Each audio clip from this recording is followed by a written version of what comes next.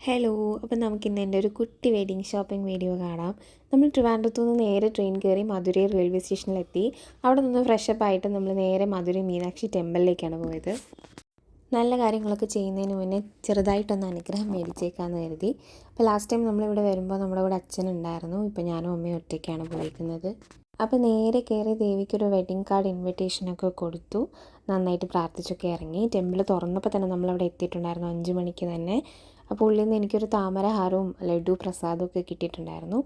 അതൊക്കെ കഴിഞ്ഞൊരു 6:30 ആയപ്പോഴേക്കും നമ്മൾ ദർശനമൊക്കെ കഴിഞ്ഞ് ഇറങ്ങി നേരെ ബ്രേക്ക്ഫാസ്റ്റ് കഴിച്ചിട്ടുണ്ടായിരുന്നു. അങ്ങനെ ഒരു അടിപൊളി ബ്രേക്ക്ഫാസ്റ്റും ഫിൽറ്റർ കോഫിയും ഒക്കെ കഴിച്ച് നേരെ നടന്ന് തന്നെ നമ്മൾ തിരിച്ച് റെയിൽവേ സ്റ്റേഷനിലെത്തി നമ്മുടെ ലഗേജൊക്കെ കളക്ട് ചെയ്തു. അവിടെ നിന്ന് ഞങ്ങൾ ചെന്നൈയിലേക്കാണ് പോകുന്നത്. മധുരയിൽ നിന്ന് വന്ദേ ഭാരത് എക്സ്പ്രസ് ബുക്ക് ചെയ്തിട്ടുണ്ടായിരുന്നു. ചെന്നൈ ചെന്നിട്ടാണ് ബാക്കി ഷോപ്പിംഗ് കാര്യങ്ങളൊക്കെ. ഇതെൻ്റെ സെക്കൻഡ് ടൈമാണ് വന്ദേ ഭാരതിൽ. ഇതിനു മുന്നേ നമ്മൾ കാലിക്കറ്റ് പോയപ്പോഴായിരുന്നു ഒരിക്കൽ വന്ദേ ഭാരത് ബുക്ക് ചെയ്തിട്ടുണ്ടായിരുന്നത്.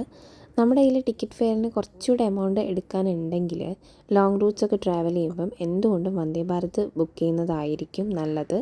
ബിക്കോസ് വന്ദേ ഭാരത് നല്ല മെയിൻറ്റെയിൻഡ് ആണ്, കംഫർട്ടാണ്. നമുക്കൊരു യാത്ര കഴിഞ്ഞെന്നുള്ളൊരു ടയേർഡ്നെസ് ഉണ്ടാവില്ല.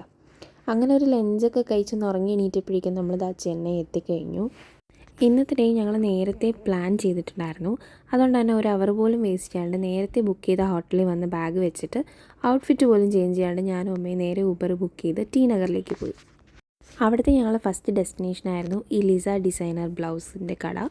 ഇവിടെ ഓൾറെഡി വർക്ക് ചെയ്തിട്ടുള്ള ബ്ലൗസ് മെറ്റീരിയൽസ് എടുക്കാൻ കിട്ടും. അപ്പോൾ വെഡ്ഡിങ്ങിന് എന്തുകൊണ്ടും ലാഭമായിട്ട് നമുക്ക് ഇവിടെ നിന്ന് ബ്ലൗസ് മെറ്റീരിയൽസ് എടുക്കാം. പക്ഷേ അൺഫോർച്ചുനേറ്റ്ലി ഞാൻ കൊണ്ടുപോയ സാരിക്ക് മാച്ച് ചെയ്യുന്ന കളർ ബ്ലൗസസ് അവിടെ ഉണ്ടായിരുന്നില്ല. കുറേ മെറ്റീരിയൽസ് നോക്കിയെങ്കിലും നമുക്ക് പ്രോപ്പർ കളർ കിട്ടാത്തതുകൊണ്ട് അതേ ലൈനിൽ തന്നെയുള്ള 2-3 കടകളിൽ കൂടെ ഞങ്ങളൊന്ന് കയറി ഇറങ്ങി.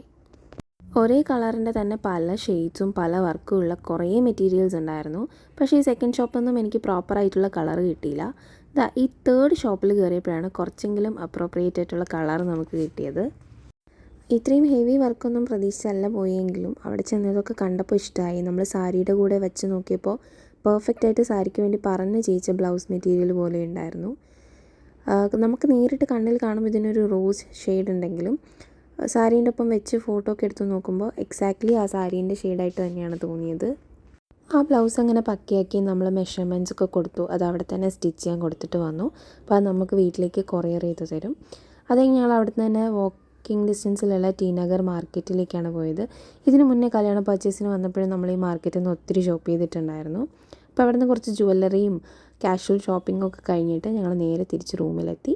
അപ്പോൾ ഇനി ഡേ 2 കാണാം. ബൈ.